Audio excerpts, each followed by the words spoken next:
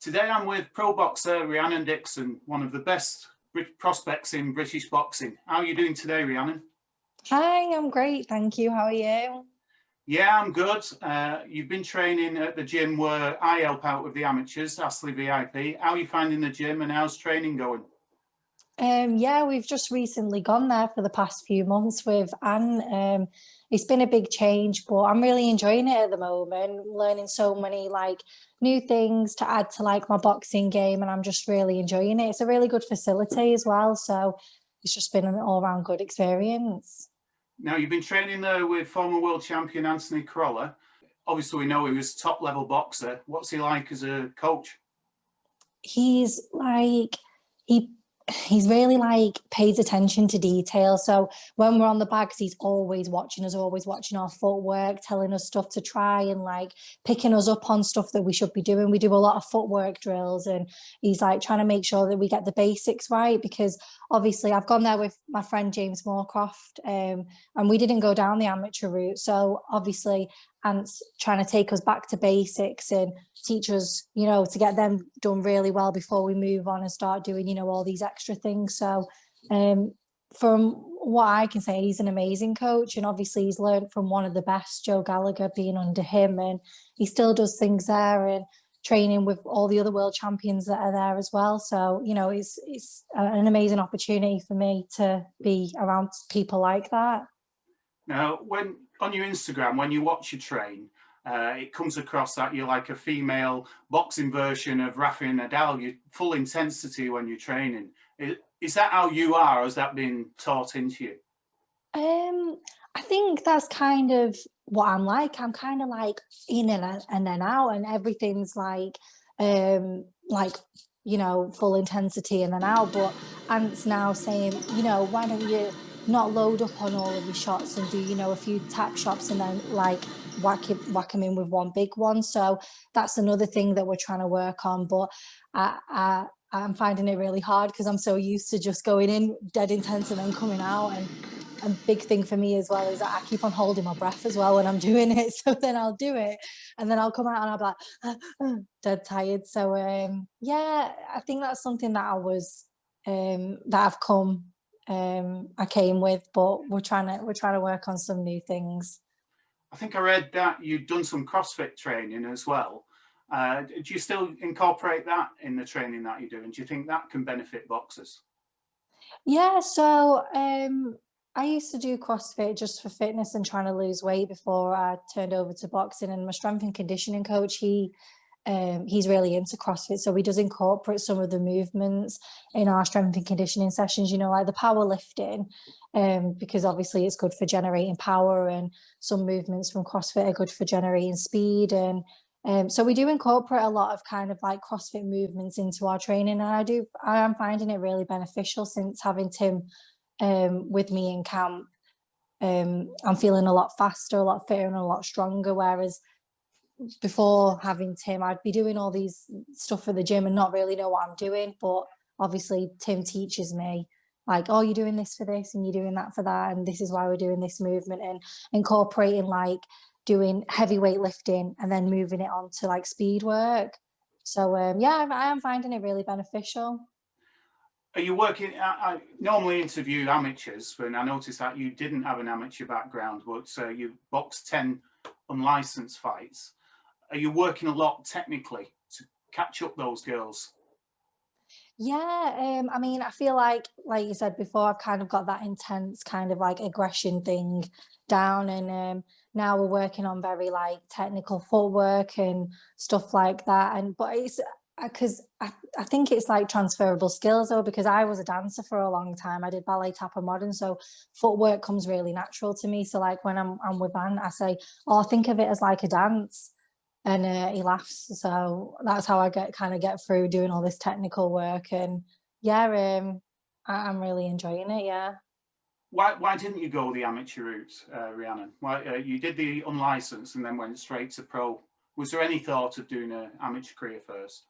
I think it was kind of lack of knowledge, really. I initially got into boxing because I saw Ronda Rousey on TV, and I wanted to go through the MMA route. So I got in touch with MMA gym in Wigan, and they put me in touch with the boxing coach and said, oh, well, why don't you try boxing first? So then the boxing coach that he put me in touch with did unlicensed boxing. And when I started, I didn't think I was going to fight or anything like that.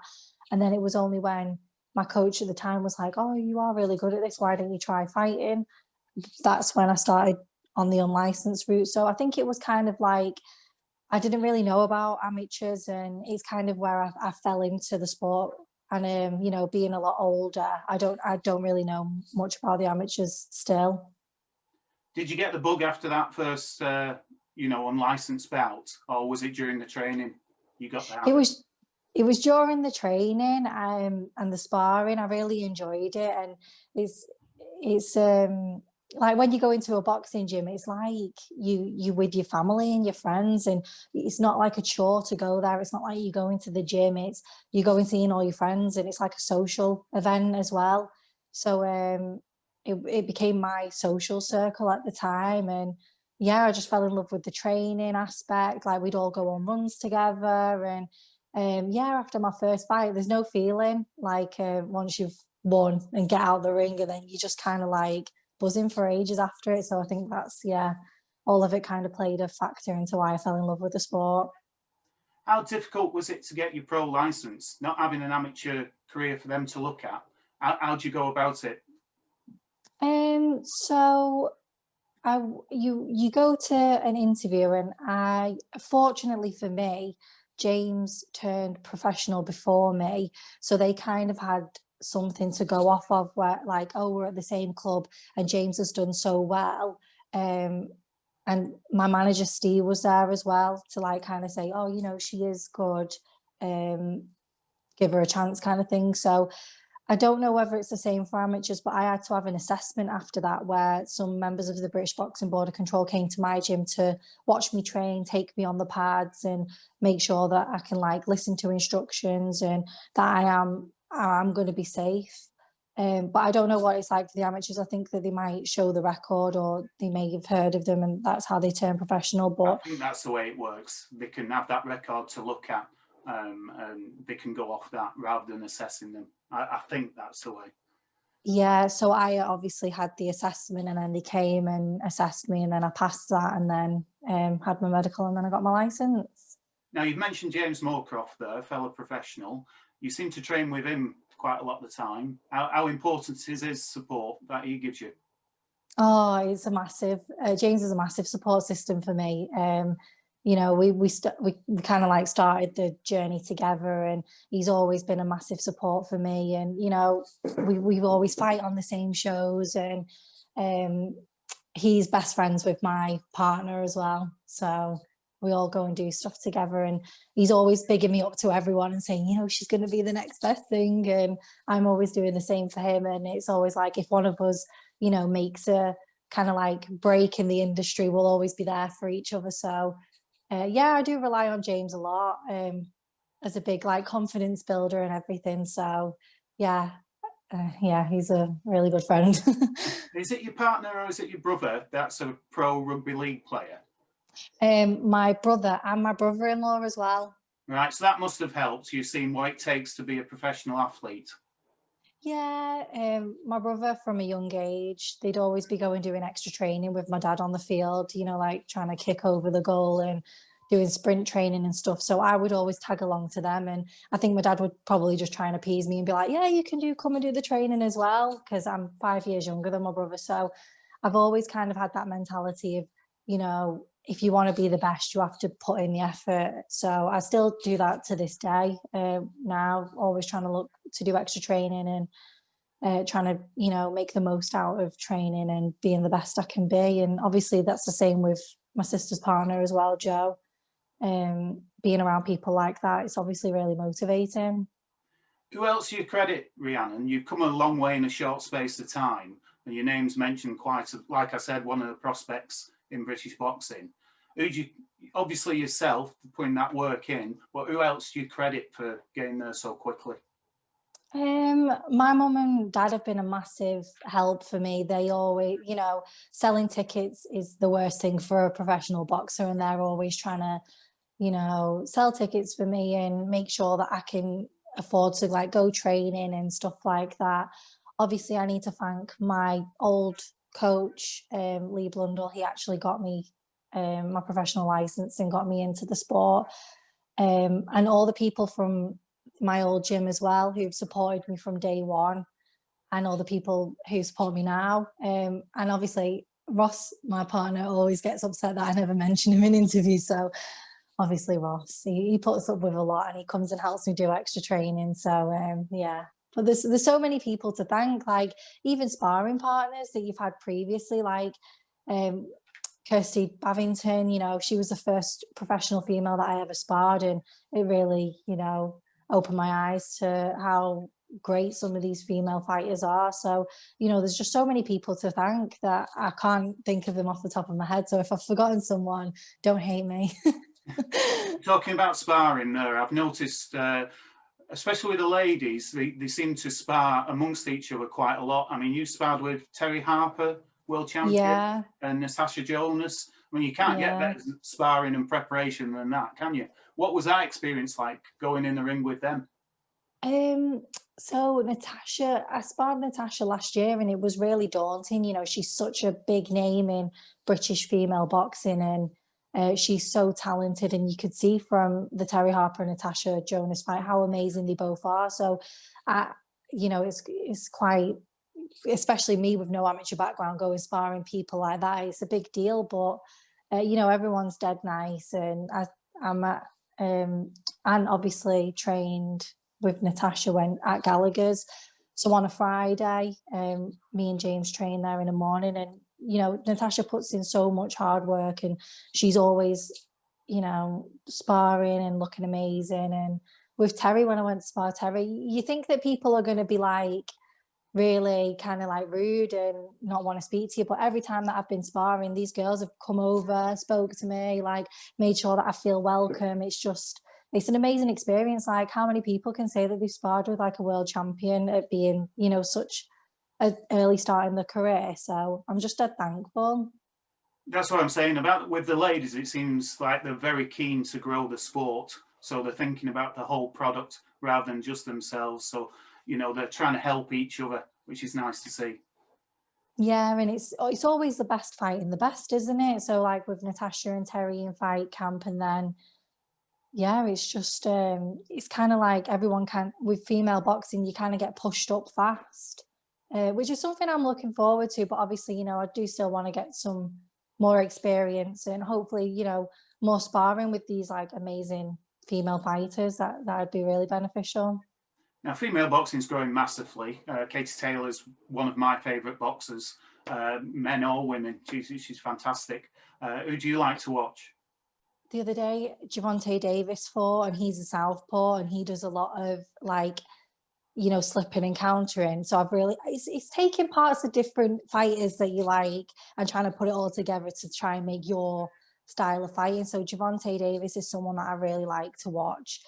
You're I know similar this. to him. You've got that little short right hook, and you've got some similar shots, haven't you, when you box? Oh, I'm hoping so. That's a massive compliment. Thank you. This contest straight away. Well, the only fighter to have stopped Vida Misa Kate is Chantel Cameron, but Dixon cannot miss with that left hand, and then a right hook to the temple. I tell you what, Misa Kate's done well to get up from that. Really flashy shot. What a shot that was, Dave. Lovely looping hook over the lead hand of her opponent, Misa Kate. And Dixon there. Another super. right hook there. Yeah. She hasn't taken any time to find her range. Great start, positive start on that front foot. And look at the variation here. There's that left hand to the body, and then she whips the right hand over the lead hand of her opponent. Lovely work there, switching the attack. But another female fighter that I like to watch, she's not actually a boxer, she's a MMA fighter. She's called Valentina Shevchenko, and she's very quite like me, where everything's kind of like short and intense. And yeah, I really like watching her. But another female fighter that I like watching, who I think I've watched her sparring, is Stacey Copeland. I just think she's amazing. Like her movements, they just flow. And when I actually sparred her once, and she's really great. So that's another person that I like to watch. But I'm just enjoying all the female fights being on TV now and seeing all the talent that's out there. It's amazing. And like you said before about pro boxing, it is a business as well, and it's important to sell tickets. Now, when I've watched your fights, it looks like you get very good support. How important is that support been to you, Rhiannon? Oh, it's been unbelievable. Like, it's because I get quite anxious before I go out, and then when you go out and seeing all these people that have come to support you, it's a massive confidence boost. And I wouldn't be able to do anything. I wouldn't be able to even box if it wasn't for that support. So it is probably the biggest thing for me. And yeah, I can't thank everyone enough who supports me. And now for the first time ever, as a professional boxer, she makes her ring walk to the red corner from Wigan, Rhiannon Dixon!